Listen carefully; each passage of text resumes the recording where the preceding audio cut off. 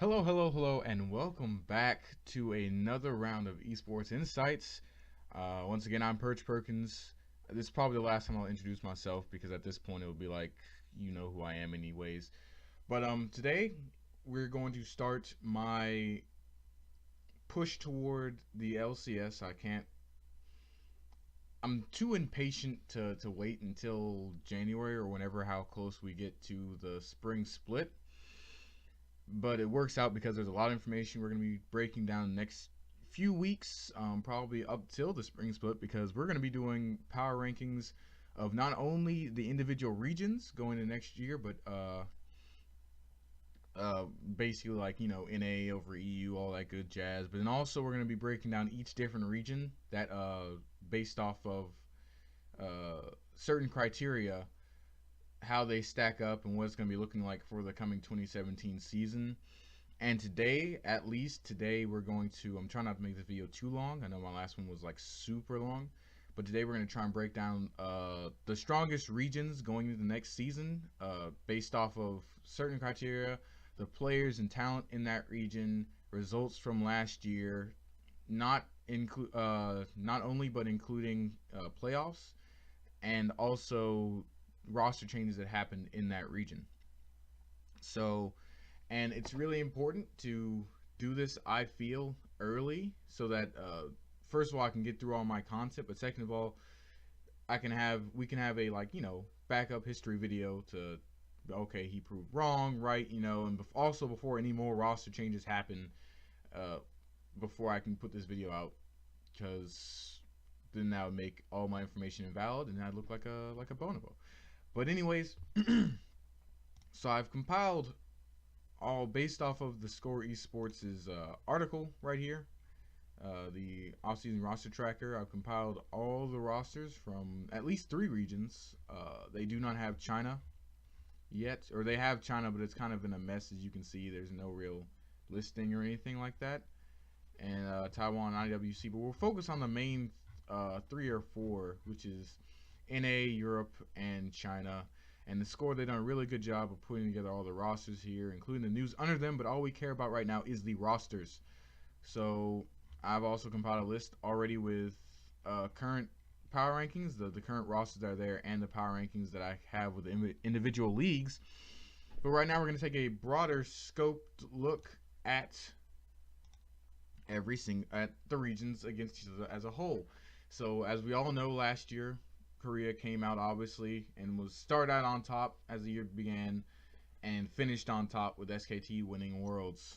China was considered second, a shaky second, but second because of EDG and RNG. But that's looking to change with the roster moves in the Korean, what I call the Korean re-exits back to Korea, with a lot of big time powerhouse stars like Mata and Deft and others like of that caliber moving back to their home country.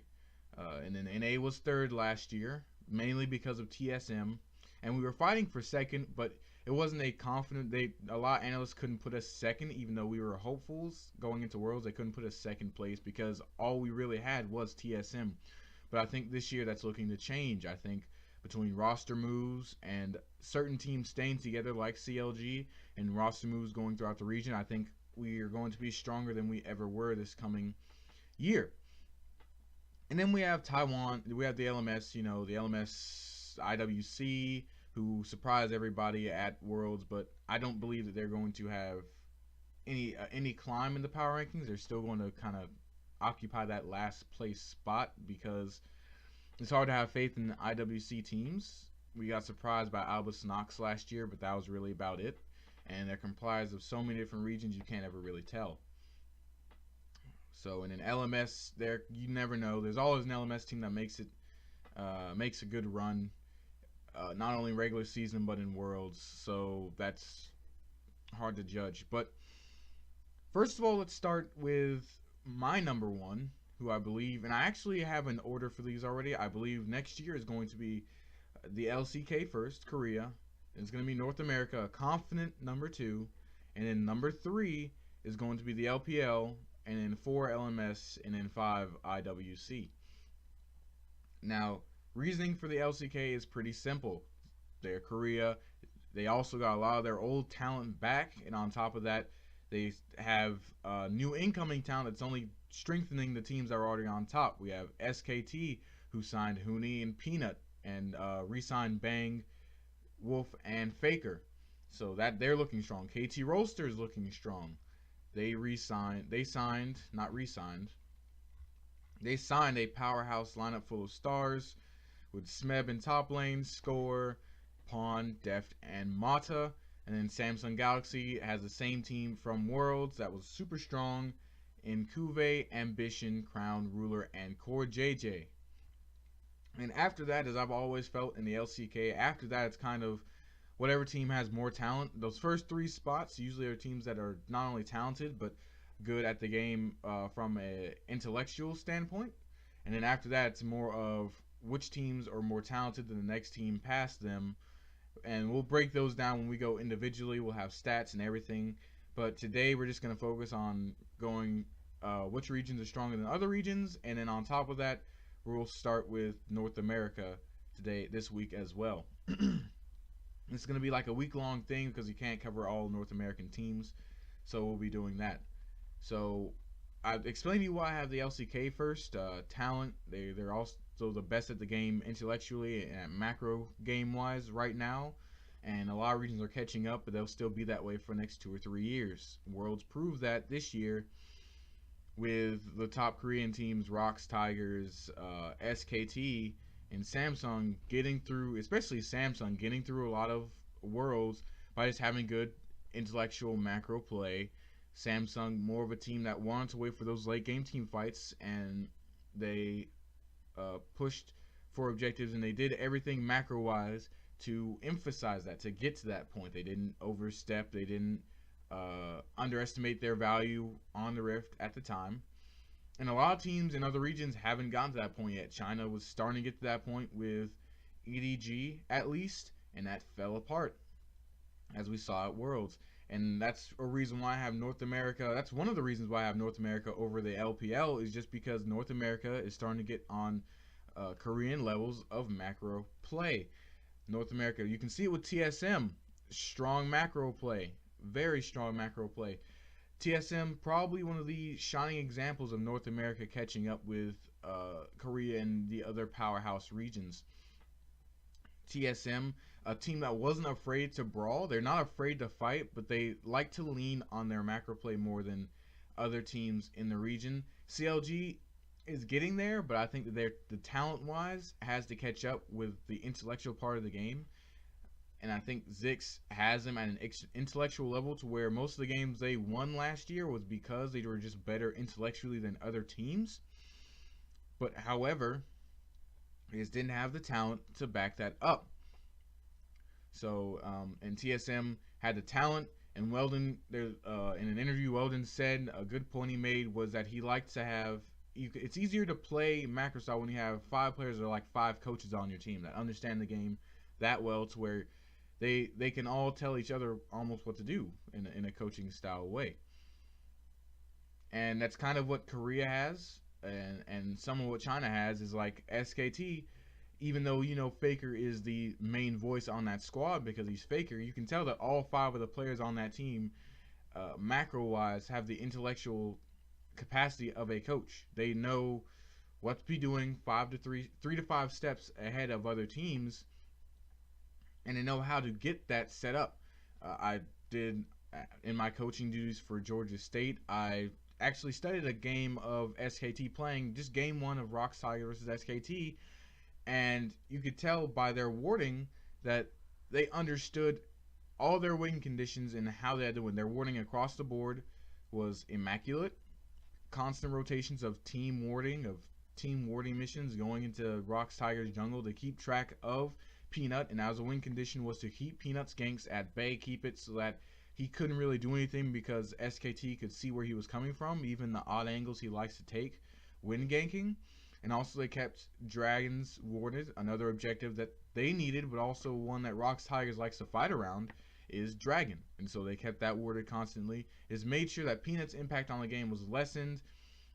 So that was almost like a 4v5 throughout the early laning phase of the game. And in SKT, like they like to do, Rocks Tigers made their first mistake in a gank bot lane that failed, and then they ballooned the goal lead from 1K to 5K in a matter of minutes. And that's the level that North America needs to get to. And they're slowly getting there with TSM, but it needs to extend to even more teams, because another thing that LCK has over North America right now is the fact that they are challenged almost across the board, whether it's talent-wise or other teams knowing how to play it intellectually. There's challenge all across the board. It's any given weekend, SKT can lose to Longzhu or Freaks. Any given weekend, a team can win and take a game. That's missing in a lot of other regions. North America, the LPL especially, but North America, is that outside of Cloud9 this year, Cloud9, but in last season, outside of Cloud9 and CLG, and every so often, every Blue Moon Team Liquid, TSM had no real competition to challenge them outside of 2 or 3 other teams in the region. And eventually they learned how to play against those teams so well that no one could really beat them. But that's changing in North America. And that's why I have North America number 2 over the LPL, is because A, the LPL, they're losing a lot of Korean talent that was making them good, especially on RNG and EDG. And 2, North America is gaining a lot of talent that's going to make it hard for TSM and teams like TSM to be the powerhouses, the giants that they were. Not saying that TSM is going to be bad, they're going to drop out of the top 4, but that top 4 is kind of a big shuffle. I'll get into that a little bit later. It's a big shuffle. It's kind of hard to tell what team is going to take 1st through 4th, because teams are getting better. They're making good roster moves. Some teams didn't. Some teams were left out, but not everyone can grab talent as fast as the top 4 teams, because it's a money game. And then the LPL is 3rd because not only did they lose a lot of talent, but also because a lot of that talent came from the top 2 teams, RNG and EDG. And the only team that was challenging those teams in some degree or capacity was Vici Gaming, and they lost a lot of good talent as well. And that's China's big problem. Was all of 2016, it was RNG, EDG, and then every other team was a huge drop off in the skill level. It was, I won't say embarrassing for them, because they still made a good run at Worlds. At least our EDG did. RNG and EDG did make it to the round of 16. I can't remember which one of them made it to the round of 8, but they did make a good run. But at the same time, those are the only 2 good teams in China, and then IMA kind of made a last-minute surge in the season to take that 3rd spot in the promotion tournament, I believe. But outside of RNG and EDG, everything else was bad. And the fact that RNG and EDG are now probably going to be worse than they were because they lost a lot of their good talent. I mean, just going down at the list of news down here, you can see there's some teams making moves, but Edward Gaming had to sign Cry, Midi, and Nofe because Pawn left EDG and Deft left EDG. Mata also left Royal Never Give Up, and Mata was a really big part. And I know that's only one player off Royal Never Give Up, but Mata was a big part of why they even went past the group stage and into the round of 16. Was those 2 games that played TSM, Mata played like the old Mata that we all knew he was, the Samsung Blue Mata that won Worlds. Everyone remembers the 360 hook he hit on Double Lift. And so that's a huge part of that team, and they're going to miss that. He was a huge part of the glue, especially in that bottom lane, that held them together. And so I won't say they won't be bad, but they won't be as strong as they were. And there's definitely going to be some fighting for that 1 and 2 spot, but it's not going to be in a good way to where the other teams step up. You never want a region to have other teams begin competing because the top 2 teams step down to their level. You always want the other team stepping up to their level. And that's why North America is above the LPL, because they are stepping, in North America teams are stepping up, while in LPL teams are stepping down. And in Taiwan, LMS, they were everywhere last year. You can't ever really predict the LMS. Look at J-Team, kind of ran rampant for most of 2016, and then they just fell flat on their face, and AHQ and Flash Wolves get out. So you never know with the LMS, and then IWC is the same way. So we're going to transition from that. Hopefully that I explained that well enough, my reasonings behind why I have the regions power ranked that way. And we'll continue to go deeper into each region, like I said, and depending on the things I find in the data and in the statistics, things might change. Things might go up and down, but I highly doubt it. So let's go ahead and look at North America. Let's first look at the rosters that I have compiled. These are all as of now in my cute little Google document sheet. So we have Team Solo Mid, top Hanser, jungle Svenskeren, mid Bjergsen, AD carry Wild Turtle, and support Biofrost. Immortals have Flame, Dardoch, Pobelter. Actually, let me do this to fit screen so you can see better. Flame, Dardoch, Pobelter, Cody Sun. The support is to be announced. I can't remember what support they played with at IEM, but I don't think the performance was good enough, and he was good enough to keep. Cloud9 had Impact, Contracts, Jensen, or have Impact, Contracts, Jensen, Sneaky, Smoothie. Contracts is the only addition to that team, new jungler from Challenger Series. CLG, Darshan, Xsmithy, Huhi, Stixay, and Afromoon, so nothing changed with CLG. Team Liquid was probably one of the most volatile changes so far in the offseason with Lorlo, Rainover, Golden Glue, Piglet, and Matt. So outside of Matt, because Piglet was not a consistent part of that lineup last year, so outside of Matt, everywhere on the team changed. So that was one of the most volatile shakeups in the offseason. With Dignitas, which basically used to be Apex, but the 76ers bought Apex and Dignitas, and you know that whole kerfluffle. So their additions were Someday, Chaser, and Laud. Keen and X Special were on the last team on Apex, so they will be staying. But they picked up Someday, incredibly good top laner from KT Roaster from Korea, and Chaser, who's also a very good Korean talent, looking to make big waves in North America, like most Korean players are and should. And then Laud, he was an up-and-coming AD carry star from Envious, did really, really well last year as a solid piece of that team, probably the only consistent part of Envious last year. Did really, really well. I'm glad to see him get on a good team and not end up on a Phoenix One or an Echo Fox. He really deserves it. So Phoenix One, they have Zig, Inori, Ryu, Arrow, and Adrian. So Zig and Inori were already on the team. Ryu, Arrow, and Adrian were the additions. Ryu, in Europe, at least, he was a decent, I'll say he was a solid mid laner for H2K. Couldn't really find too much wrong with his play, except for there were a few times when he was inconsistent. And he'd be a little bit more consistent than he was, but otherwise a really solid mid laner. I think he'll do good in NA. I think the mid lane pool in NA is relatively small. It's mainly Bjergsen and Jensen and Pobelter as far as the top 3 in NA right now. And I think Ryu falls in a comfortable 4th there, and he'll do really, really well there. Yeah, so he'll do really, really well there. And I actually think Phoenix One made the right moves for this team. They brought in everywhere else where they weren't consistent, they kind of shorted up with consistent, not the best people. Arrow is actually really good. He was a really good for KT Roaster, but you know, depth was just better. So they got a really good ADC, and they have a consistent and solid support and mid laner. They should be good this year as well. Envious, they're looking a little bit more like the weaker teams: Seraph, Ninja, Apollo, and Hakuho, and Lyra in the jungle. And I'll get into them when we approach their part of this series, but just an overview of their team. I think that they focused on the wrong part in the offseason. Yes, they brought in solid, a good jungler, which is what they needed. Proxen was very inconsistent and just bad. And Lyra is a very notable upgrade over Proxen. Apollo is solid, and Hakuho is pretty solid. He actually did really, really well last split. When we look at the data and the statistics for him, he did really well last split.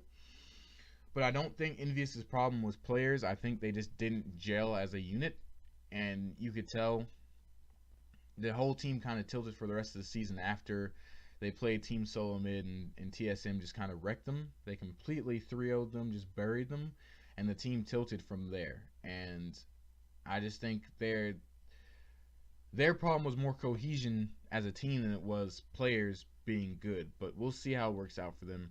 Echo Fox picked up Looper, Really good top laner from China. This is a really good pickup from them. I don't know how Rick Fox did it, but he did it. Probably money, as most things go in LCS, but there's a lot of money in other places that Looper could have gone, but however Rick Fox pulled his magic, good for him. I'm glad for Rick Fox. He's one of my favorite owners. He deserves to have a good team. Hard, Froggen, Keith, all were there last year. Nope. Was Hard with Echo Fox? Yes, he was. Hard, Froggen, Keith, all with Echo Fox. And support to be determined. So Echo Fox, I don't know. They're kind of a toss-up. They could be fighting for at least the 5th or 6th spot, or they could be in dead last again. Who knows? And so we're going to move on to power rankings. And so power rankings, I have Team Soul Mid, CLG, Cloud9, all vying for that #1 spot in the power rankings. And for those, I don't want to get anyone confused when they see this power ranking stat. So what I did here was basically power rankings kind of reflect the predicted standings, but with more flexibility, which is why I have #1 on 3 of them. And basically for CLG and Cloud9, it's kind of a toss-up for that top 3, but just put a #2. If this was a predicted standings, you can put a #2 and #3 next to them. 4, Dignitas would technically be 5, things like that, you know. But I do power rankings like this because it helps my thought process, and also because, to be honest, this top 3 in North America is a toss-up. Bring it back to me here. It is a toss-up because mainly because Team Solo Mid and Wild Turtle, that's a big toss-up. You never know how Wild Turtle is actually going to do. He's been known throughout his career to be kind of all over the spectrum as far as consistency, and this is like from game to game, not even from series to series. He was solid for Immortals last year. Wasn't the best ADC by far in his on his team or in North America, but he's a very solid player. And also he knows the TSM organization and the model and how they like to play, and he's very flexible as a player. But I wouldn't give them the #1 spot easily, because CLG, mainly just because, and this is exactly the same thing that happened in 2016 Spring Split, is because since they're the team with the least amount of change, they're going to be probably one of the strongest teams out there, because they don't have to spend a period trying to get used to each other or feel things out. And especially if Darshan has improved his play over the off season, and who he as well, because they were the kind of the 2 weakest links on the team last year. If they've done that, plus they're one of the teams that did the least roster shuffling, I could see them easily being #1. Cloud9 has a lot of talent, so them being #1 isn't a stretch either. It's just going to be about who handles the shot calling now and how they gel as a team with their new jungler contracts. And I'll get into them in individual detail a little bit later in this video, but it's going to be a lot centered around contracts and how he plays the jungler around his team. And if they put the shot calling on him, what does he prioritize and how does he shot call for them? Immortals, I put at #4 just because they have a lot of good talent, and even if they don't gel at first, Dardoch and Flame are extremely good at their positions. And Cody's son is new, but he showed a lot of promise in the scouting rounds, and that's why they signed him. Hakuho is a very solid support, and Pobelter's a really, really good, one of the more underrated mid laners in the league right now. So I believe Immortals can come into a solid 4th place, but Dignitas, with their talent as well, are pushing for the 4th spot as well. I can see Dignitas or Immortals getting that 4th and 5th spot, trading in and out between the season, but not breaking the top 3, just because TSM, CLG, and Cloud9 are still better than them talent-wise, and just overall team play-wise. Immortals and Dignitas still have to get used to each other way more than Cloud9 or TSM ever will this spring split. Team Liquid I put at 5th just because, even though it's an all-new lineup, and it is one of the more volatile roster shuffles of this year, it was all internal for the most part. Matt, Golden Glue, Piglet, Lorlo, all of these players were all and inside the organization, and Reignover is just a really good jungler to have on your team. He's really team-oriented. He's not like a Dardoch, who is a carry-oriented player that wants all the kills in the farm and believes he has to carry the team. Reignover is an enabler, which is something that Team Liquid needed last year and not a Dardoch.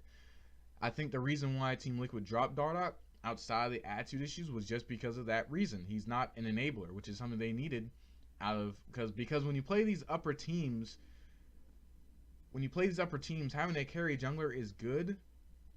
But like when you see with Peanut at Rocks Tigers, while he can carry, Peanut also tries to enable Smeb and other lanes to also have an impact on the game. He didn't ever take all the farm, even though he had a lot of the kills. It was all trying to enable his teammates. You didn't see that out of Dardoch. He won it just so he could solo carry, but he wasn't an enabler like Reignover is, or Reignover was to Immortals with Huni and his bot lane, just enabling them to take over games, especially Huni, take over games and win the game for the team and not depend on him himself. Also, he's a really good teammate. He said in a recent video that Team Liquid did that he's really more about building relationships with his teammates, because he said when you build relationships with your teammates, it improves your in-game play. So you can just see his mindset right there is all about team, and that's something that Team Liquid needed, especially severely going into this next season, just as an organization as a whole, was team-oriented players. Hopefully, also the language barrier, he'll be able to talk with Piglet and keep Piglet on track and keep Piglet's attitude on level, and he'll also be good for building up these young players like Golden Glue and Matt's confidence, and also Lorelo. And maybe not this spring split, but this summer split, look for Team Liquid to be a top 3 or 4 team. If this moves work out, because nothing is ever set in stone, ever, but if this move works out, which I think it will, look for Team Liquid to be a top 3 or 4 team come summer. But spring split, just 5. P1, I think they're going to get above going to the promotion tournament, but I still think they're going to be 6, just because while they didn't make some roster moves, I just don't think they're big enough roster moves. Like, I know they added Ryu, Arrow, and Adrian, but I just don't think... I think they're solid enough, but they're going to be like Apex last year, which was they are consistent enough to not get relegated, to be that middle-of-the-pack team. Which is something that Phoenix One wants, because that's the type of growth you want to see out of your team. From an organizational standpoint, you don't expect making roster moves go from worst to first or anything like that. But as long as they improve and get to that middle spot and they're not the ones going to promotion tournament, then they'll be fine.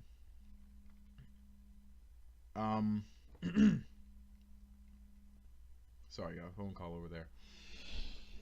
Oof. So I think in the 7th and 8th spot, rounding out the power rankings and probably the overall standings, is Envious and Echo Fox. Also, Envious mainly, and these are 2 teams that will probably be going to promotion tournament. And Envious mainly because, like I said, I don't think their problems were roster oriented or as far as skill or anything like that. I believe that it was more of team cohesion and just meshing together. And I think the changes they've made are relatively good changes. It's not any worse than anybody else's changes they made, but at the same time, it's not fixing the problem. And maybe getting new players in will, maybe there is some conflict between teammates, and getting new players in will relieve that tension or whatever happened to cause their collapse toward the middle of the season in 2017. But whatever it is, I don't know if they took the right steps toward fixing it in the way they handled this entire process, but who knows? You know, the whole mentality is a fickle thing, and we can make predictions about how team mentality changes, but we can't ever really predict it. And then finally, Echo Fox last, because like I said, I think, and bless Rick Fox's heart, I think they made the right change getting Looper, but at the same time, they just down the rest of the board. Maybe this is an incremental year-by-year thing, and he's like a lot of other teams in traditional sports, and just, you know, bide our time, almost like grabbing top picks, just save money, be competitive, don't get relegated, and just buy your time, and maybe you'll eventually be that good. Because he does have Froggen and Looper, and those are 2 really good players, but this just won't be their year just yet. And so finally we go to predicted standings for this region, which is I predict it being CLG first, TSM second, Dignitas third, C9 fourth, Immortals fifth, Team Liquid sixth, P1 seventh, Envious eighth, and Echo Fox ninth. And while this is different and why this is much different than the power rankings, a little bit, is because I think that Dignitas will just come in and outpower C9 and all these other teams outside of TSM and CLG, just because TSM and CLG, even though TSM lost double, if they still know how to beat you with macro play, and they showed it in games they had to come behind in the regular season. I believe they had a game that had come behind in against CLG and one against C9, where you just saw they know how to claw their way back in the games through macro play, and you even saw that IM Oakland, where they weren't as sharp as they usually are because they didn't get a lot of practice, they still found ways to keep themselves in game and come from behind.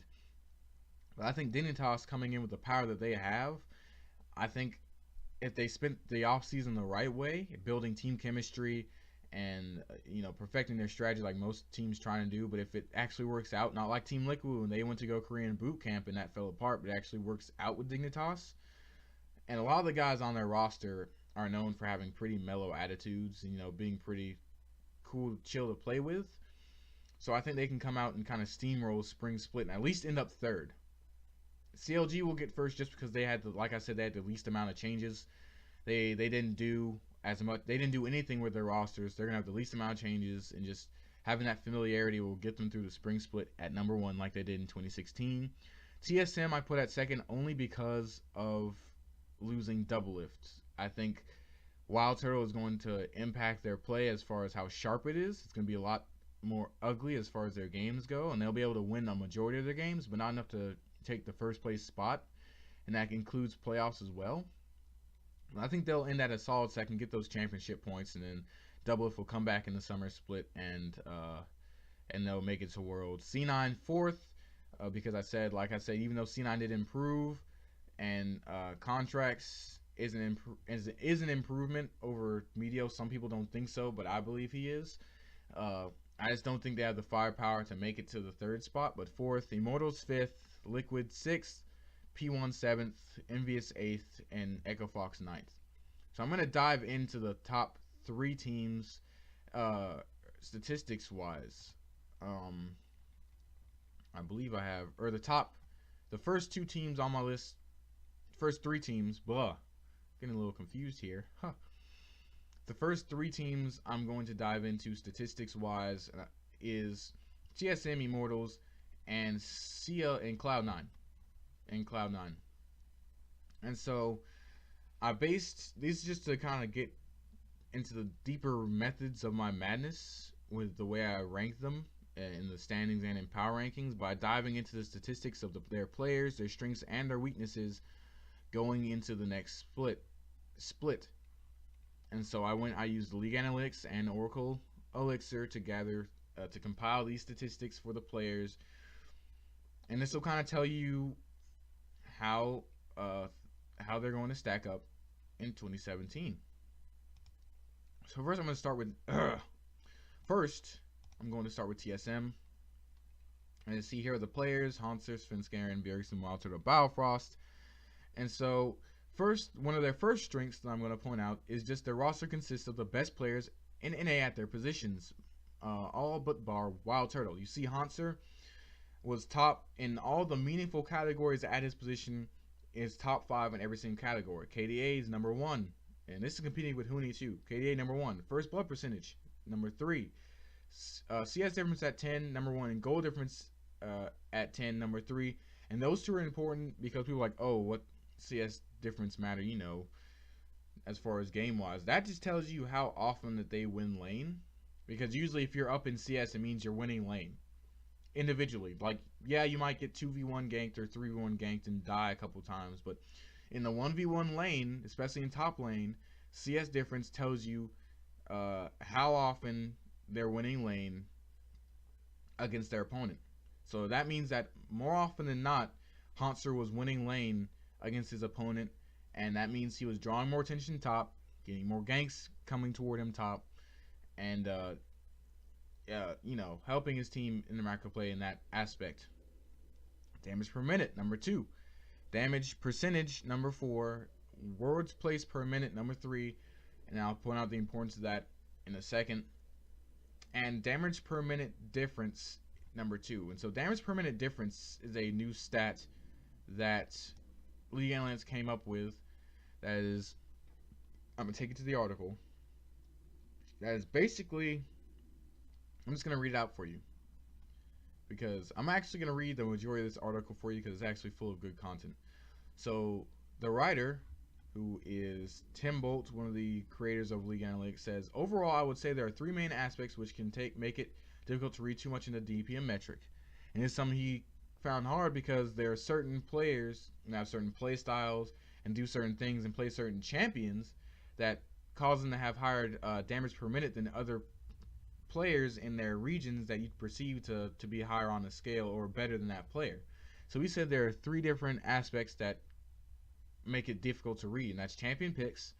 And his examples, like if a mid laner A plays a lot of Varus, a champion that deals an insane amount of damage over the course of a game because it can poke from a long range while also providing sustained damage through auto attacks and team fights, and mid laner B a lot of Lulu, A's DPM will be a lot higher if put in similar situations. That does not mean that A is performing better, but because B is adding a lot more utility to his team and probably dies less often. And we see this in solo queue. You go into a game, you're like, okay, the enemy Syndra has your Syndra had a whole bunch of damage, but you know that you're more impactful because your play style is better, and Syndra will always put out a ton of damage because it's Syndra. So a little bit simplifying for people that don't understand where his reasoning comes from. 2 play styles. As mentioned above, some teams fight more, some less. One is not necessarily better than the other, but the former will lead to a higher DPM for the players involved. True. 3. Game length. Longer game times mean more gold, more items, oftentimes more fights, and as a result, more damage. While the late game is missing out on some damage that is inflicted through continuous trading in the laning phase, that fact does not make up for the increases that result from the aspects mentioned above. So all these are very valid reasons for why you would have to change, or at least consider why the DPM is too difficult to read into. Champion picks, playstyles, and game length all factor in. And that's the reason why Huni at times, well, even though Huni was still number 1 in DPM difference, that's the reason why, like, if you go down to this, or not this, but if you go to some of these statistics that I'm losing track of everything I got.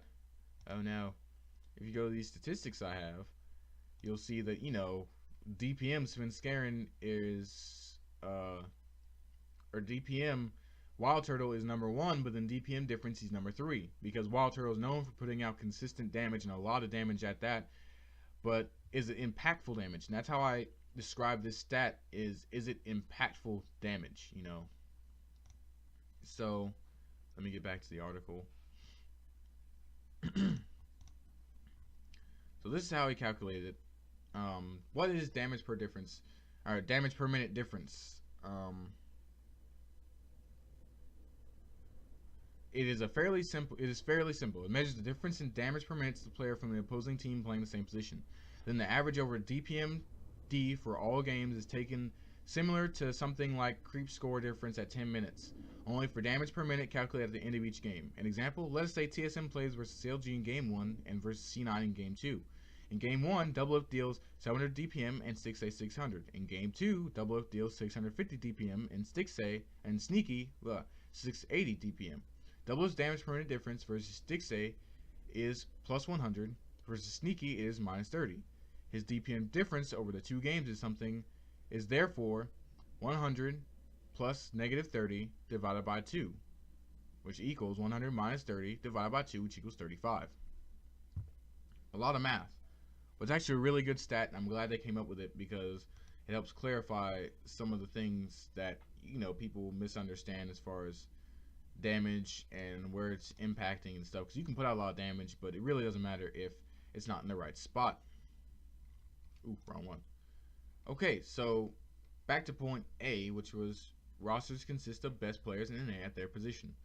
So Hauntzer, we pointed out, top 5 in his position. Svenskeren, in meaningful positions, in meaningful spots, he's top 5. And I also added death percentage because that's a knock I have against Svenskeren, is he dies way too much, but usually it's trying to enable his team because he usually plays a lot of tanks, Lee Sin, a lot of initiation, a lot of engaged tanks, where if your team doesn't follow you or something goes wrong, or even in a good fight where your team wins, you still die a lot. So it's impactful, but misunderstood and it's misleading.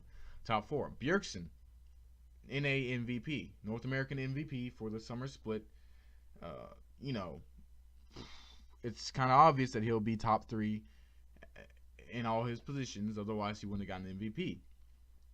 Biofrost, number 1 in everything except for wards per minute.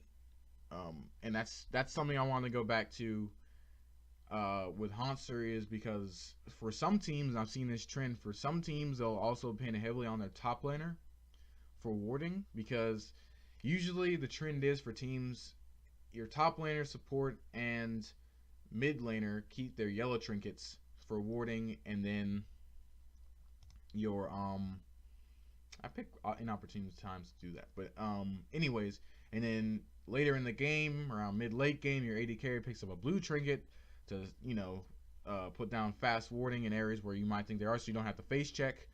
And then your support and your jungler get sweeper lenses. So, but usually throughout most of the game, you want your AD carry, your top laner, and your mid laner have your yellow trinket most of the time. So, another strength that they have going into this year is fewer changes than anyone else in the off-season. They had literally between them, Cloud9, and CLG had the fewest changes. CLG being the least, of course, because they made no roster changes. And I don't consider this, I think this roster change is even less than Cloud9's roster change, because WildTurtle has played with TSM before. He knows the system, he knows how the team works and how they operate. So I don't consider this much as a roster change, as more of a roster replacement, almost like WildTurtle never left. They're also a very flexible team that has excellent macro-oriented play. You can see it in the way they played North America. They beat you in both aspects. They weren't like an Immortals where they just kind of out-fought you. They either beat you out-fighting you, they beat you out macroing you, or they did both. Which was an improvement in no large part thanks to Weldon. In large part thanks to Weldon. And also just having Bjergsen. Not just his skill, but also his leadership. A guy that's been around, he's a veteran on the squad. Having Weldon there and just the intense training they have has improved his shot calling tremendously. And while Doublelift will be a hit from the shot calling aspect, I think Bjergsen can still do a majority of it and still win them games. Svenskeren has to step up though. So weaknesses. Losing Doublelift, the biggest one obviously. Doublelift, who led a lot of the categories at AD carry, and if he didn't lead, he was right behind Sneaky. So at number 2. And also not only just his skill as well, but also his shot calling. I remember I watched a video where I can't remember who detailed it, but it was basically they said Bjergsen was the macro play shot caller as far as big objectives, I believe. Yeah, he was a macro play shot caller, big objectives, what towers to take next. And then they had Doublelift on lane assignments and also shot calling in team fights, telling people what to do in team fights and things like that, which is what a lot of people do with AD carries. They have them doing target selection, but Doublelift was doing way more than that. He was like coordinating the team fights, like we need to set up for this fight. This is how we need to set up to win this fight right here and all this other stuff. So they're going to miss that a lot, and WildTurtle cannot pick up that slack. He's not a good shot caller, never has been, probably never will be, because he's mainly just a damage bot. He's a turret, just put out a lot of damage, but he's good at mechanics. I won't dog him too much about it. He has really good mechanics, and he's one of the top 80 carries in the region, just not one of these smartest players in the region, because he's WildTurtle, and he's not really ever been asked to do much more than that. So, and that's other weaknesses. WildTurtle's somewhat inflexible playstyle and poor in lane performance, and we all know WildTurtle. We all know how he's going to play. He'll have that time when he's really consistent, like, oh wow, WildTurtle's doing good, and then he'll just throw all that in the garbage and take 2 steps back and flash in on Jin like he did on I Am Oakland to get a kill and get 5v1 melted. And you'll be like, WildTurtle, why'd you do that? Because he's WildTurtle. It comes with the player, and TSM's used to that, and then hopefully they find a way to play around it. But also just because he's not that good in lane. And a lot of TSM's strength came from their overwhelming lane presence. Every single lane they had was a winning lane, just about, unless they picked a bad matchup, which they rarely ever did. And that also left Svenskeren to basically counter jungle the enemy jungler and leave him worthless by being able to invade knowing that his laners are good enough and have lane priority and can leave and go assist him in the jungle. Wild Turtle's not good in lane. You can see his stats right here. KDA 5, 5th, kill participation 9th, death percentage 5th, first blood percentage 9th, CS difference at 10 8th, gold difference at 10 9, CS per minute 5, damage per minute 1, damage percentage 7, and damage per minute difference at 3. So in all the categories that basically tell you that he's good at lane, he is at the bottom of the table. And that's going to be a big hit. It's something that TSM has to learn to play around, is how their bot lane is going to work now, especially with Biofrost having to probably call most of the shots in bot lane, because he doesn't have that Doublelift presence where Doublelift was basically telling Biofrost what to do in bot lane. Alright, we're going to do this, you need to do that. Wild Turtle's not going to do that. Wild Turtle he's a good communicator, I'll give him that, but he won't be the number one. They might try and make him that, but I don't think it would work him being the number one guy in bottom lane telling Biofrost what to do, because more times than not he's going to be telling Biofrost to try and fight something. And that's something you don't want to try and do if your jungler is not present in the early game. But who knows? And they have a whole off season to fix it, but just based off what's there in front of my eyes right now, that's going to be their biggest problem, is fixing that bot lane and making sure the bot lane succeeds so that there's not an open hole in their weaknesses. And then finally, also, the loss of Weldon is unknown as far as its impact. You know, they had to get rid of him because they can say all they want that, oh, he wanted to look for better opportunities and so he's going to Fnatic to part-time or whatever. But let's be honest, that xenophobic post they put out against Korean teams is what really lost him the job. We all know Reggie. Reggie, he likes you as a friend, but if you mess with his business and his money and his brand and tarnishing that brand, he will kick you to the curb.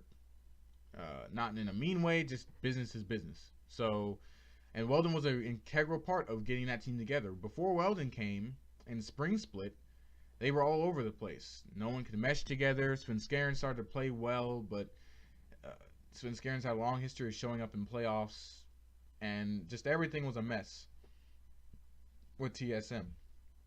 And then Weldon came, got new support, and just Weldon teaching them the psychological aspects of the game and how to handle themselves mentally, and making sure that they are refreshed. They were refreshed as a team mentally and all that good jazz is what kind of got TSM rolling to the point where, yeah, they don't really need him anymore because, like you said, he's built up 5 coaches at each position basically. But who knows what type of impact he'll have.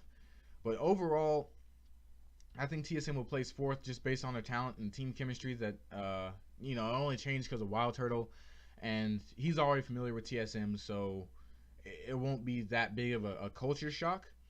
And the only real question that we have left to answer is how often will he go Wild Turtle and do something crazy, and how often will that contradict their play style and potentially lose them games as him doing Wild Turtle stuff. Has he adjusted, and will he not be as crazy and as random and spontaneous as we know him to be? Who knows? Only time will tell. I'm actually getting a little bit long in the tooth on this video. I was going to go into the Immortals in Cloud9, but I will save that for the next video, which hopefully I will get done tomorrow. I won't be doing anything else for the rest of the week. I'm going to go to Tampa with family, to visit family, and I'll be gone till Friday. So hopefully Saturday is when I'll put out the next one. But until then, this is Perch Perkins, again, signing off. I promise, Scout's Honor, this will be the last time that I have to tell you my name. Hopefully. And also, this will be the last time I have to look at my trophy thing back there, because I'm going to be setting myself up differently so that the background doesn't look as cluttered and I don't have all my personal stuff in the background. But thanks for watching, and I'll see you guys later.